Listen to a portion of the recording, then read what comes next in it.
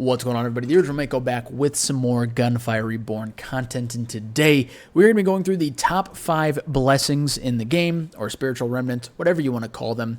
This is going to be a really fun video. They've made some changes since the last time I made a video about blessings, and some of the changes have been ridiculous. So we're going to talk about those, but before we get into that, if you want to see me play this game live and a bunch of other fun games, there's a lot of crazy games coming out very soon. Check out the Twitch link down below. We're live 4 or 5 days a week. We have a lot of fun.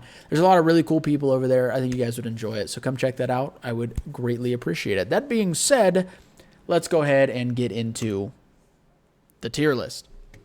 So first up on our list is going to be an honorable mention because I feel like this needs to be talked about. Oh, and let me clarify. I am only going to be talking about remnants that are universal. Every single hero can use them. It's not just specific. Any remnants that are specific to a certain hero are not going to be on this list because then comparing between heroes is kind of difficult. It's possible, but I think it just makes more sense to make a video on this first, and then maybe we can talk about the hero ones later. But these are just going to be remnants that are universal. Every single person can use them. So first up, our honorable mention is going to go to Field Proficiency, which says you gain plus 10% lucky shot chance and minus 6% dash/primary skill cooldown for every elite/boss killed or assisted on killing in the entire run.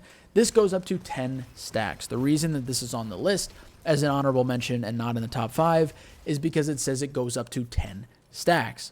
Now, granted, 10 stacks is still a 100% lucky shot increase and minus 60% dash/primary skill cooldown, which is insane. Both of those are insane. And if you're playing on a higher difficulty, you're going to get this very, very easily. It's a good way to like start guaranteeing red lucky shots. You can, if you're doing a skill build, you get your primary skill way faster. Dash gets cooldown. This does need to have a cutoff on stacks. Like, you have to have stacks for this, because if you could do this infinitely, then if you're playing, like, solo, Lone Wolf 4, I mean, this is going to get up to, like, 40 or 50, which is ridiculous. So it does need to be cut off, but the reason that it's not higher on the list or in the top 5 is because it does have that restriction of maxing out at 10 stacks. So, feel like that needed mentioned as our honorable mention of the day. Let's go ahead and get into the actual top 5. And we are going to start with Copycat. So for Copycat, upon killing or assisting in killing an enhanced monster, you obtain their enhanced effects, which last for some time. Different enhanced effects will be applied at the same time, while the same effect will be stacked up to 3 stacks and refreshed. So the reason this isn't higher, because it is a very, very good ability, is because of the fact that you can only get... it gets a lot better the higher difficulty you are in. If you're playing on like Reincarnation 1, 2, 3, there's still a decent amount of enhanced monsters, but if you're playing on Reincarnation 9 or 8, every single enemy you kill is going to be refreshing a buff or giving you a buff, which is pretty ridiculous when you think about it. I mean, that's a lot of enemies. And I'm not going to go through what each enhancement does, but most of them last 60 seconds, and you can refresh them. You're going to be killing an enemy with the same enhancement probably every 60 seconds if you're playing on a high enough difficulty. And some of the buffs are ridiculous. One of the more ridiculous ones being Immortal, which means you cannot die while you have that.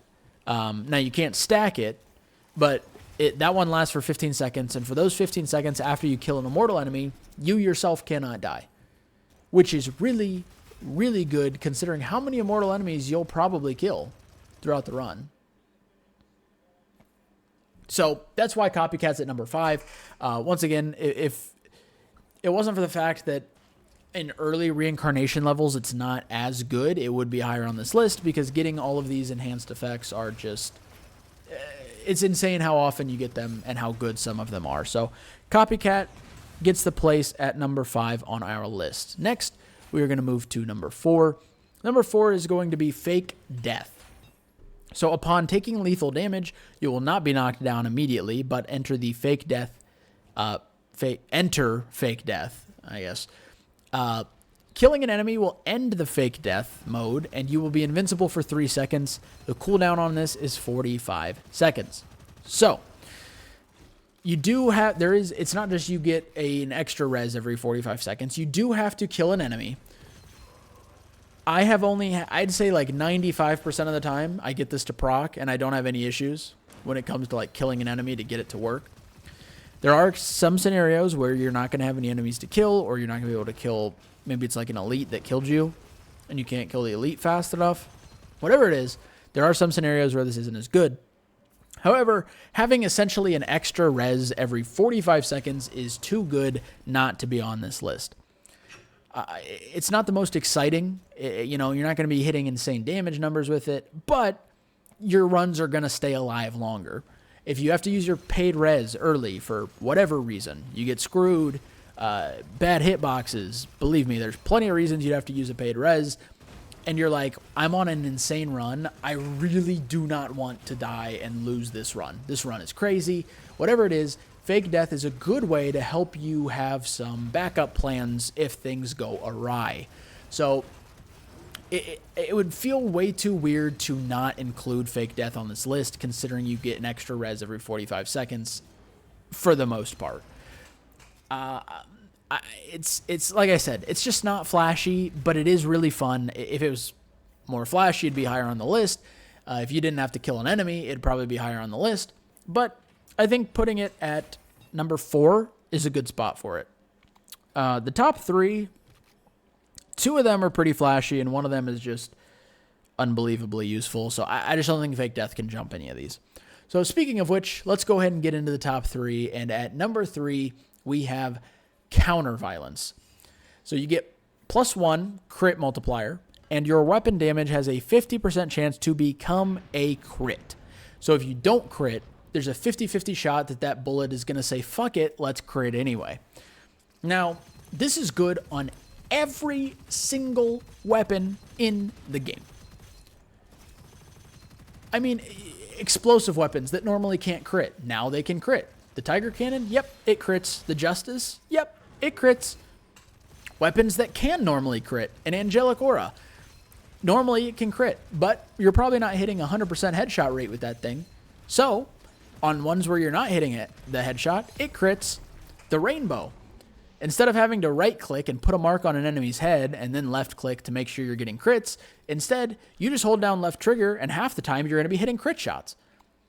It is so good, and not to mention the fact that it increases your crit multiplier by 1, which is pretty good. There are so many synergies with this. There are so many things that this can do. Like I said, just it makes explosive builds ridiculous.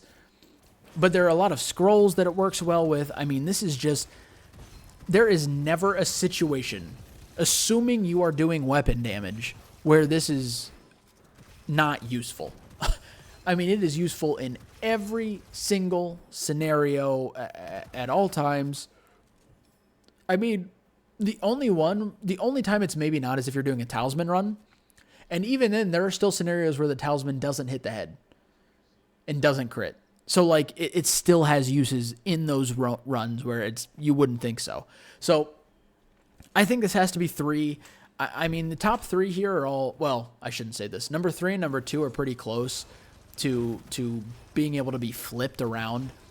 But this is just such a good blessing. And if you haven't tried it, I highly recommend it.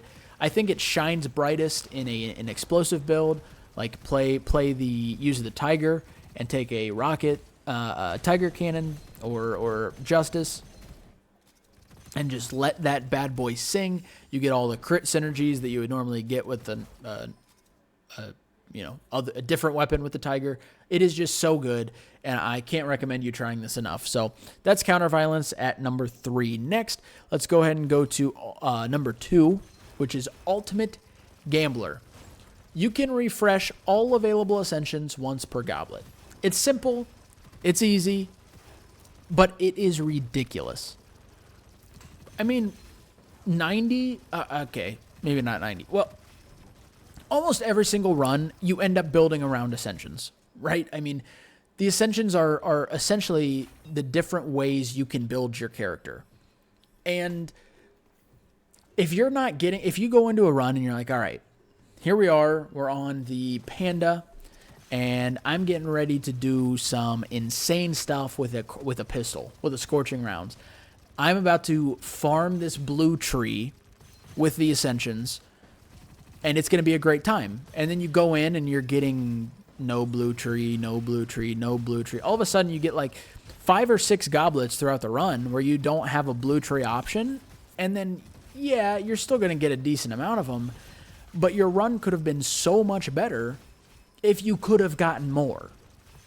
So when you're going when you're building around those Ascensions, which is like all the time, that's what the character is building around their Ascensions. You want to have as many opportunities to get the right Ascensions as possible, and Ultimate Gambler gives you that chance. Now, it can be very frustrating if, you have Ultimate Gambler and you're still not getting the Ascensions you want, so you feel like it's worthless.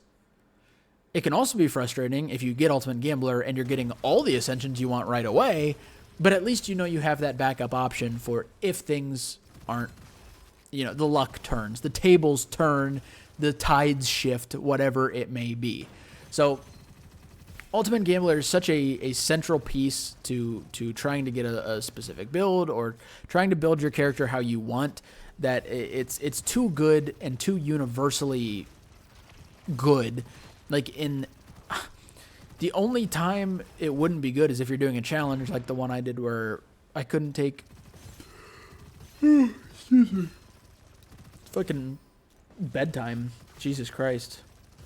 The only time it wouldn't be good is if you're doing a challenge like where I did the No Ascension challenge, and obviously I wouldn't be taking it then. But if you're doing a normal run, Ultimate Gambler is well worth it. You want to take this early, mind you. You want this to be like your first Ascension, or if you're playing Lone Wolf, you want this to be your Lone Wolf Ascension most of the time. But man, it is so worth it, and it is so good. Now, all of this is leading to the number 1 Remnant on this list, and it just doesn't. This is so far above every other Blessing and Remnant on this list that it should be in its own tier. I mean, all of these are good, but this one is just unreal. So, number 1 is going to go to Painkiller. When you inflict an elemental effect on an enemy, there is a 100% chance to inflict all elemental effects on the enemy. Now, this cooldown of 2 seconds, you might think, oh, so you can only do this to enemies every 2 seconds. No. You can only do this to each individual enemy every 2 seconds. So it's not like you hit an enemy and it gets all elemental effects, and then you have to wait 2 seconds before you can get a different enemy with it. No.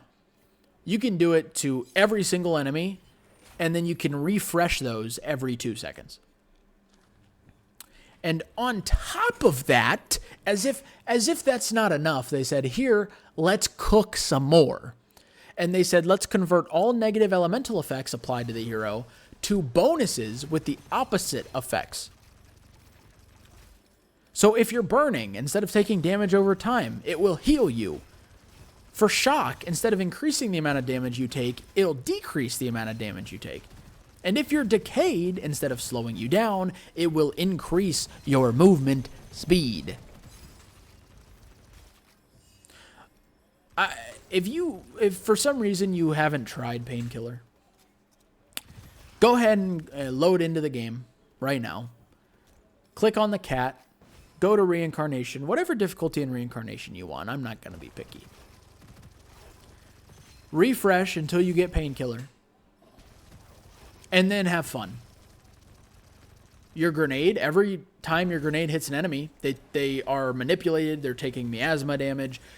Every single elemental effect is applied. Find yourself an elemental weapon. Every time that causes an elemental effect. Oh, all elemental effects. There you go.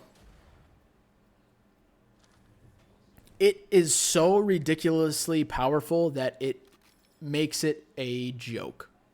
It makes the game a joke.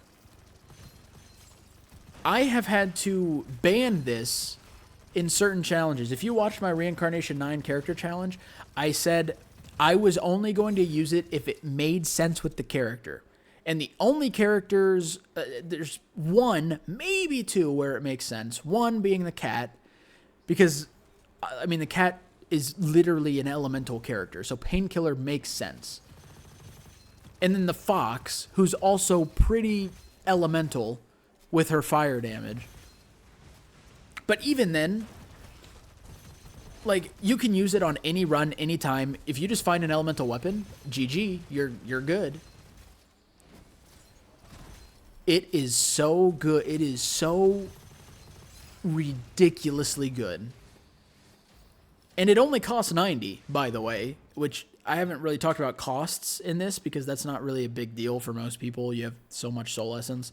But just you know, most character-specific remnants cost 150. Other big ones cost 120. This costs 90. And it is the best in the game by far. It's better than any of the character-specific ones. Well, okay. I don't know if I can say that. Some of the character-specific ones, like Atomic Bomb, are ridiculous. But look, anyway, Painkiller, if you haven't tried it, please try it. If you have tried it, you probably understand how broken this is and how busted it is. It is just the best. It's the best thing in the game. So, highly recommend trying it. But regardless, that is it for our top 5 list. Hopefully you all enjoyed. Like I said, be sure to check those links down below. Let me know which ones you enjoy that I didn't mention, because I'm sure there are plenty of them that you guys enjoy that I didn't mention. So, leave those down in the comments. Check out the Twitch links. As always, thank you guys for so much support. I really do appreciate it. Hopefully you all have a wonderful rest of your day. Love each and every one of your faces, and I will catch you all in the next video.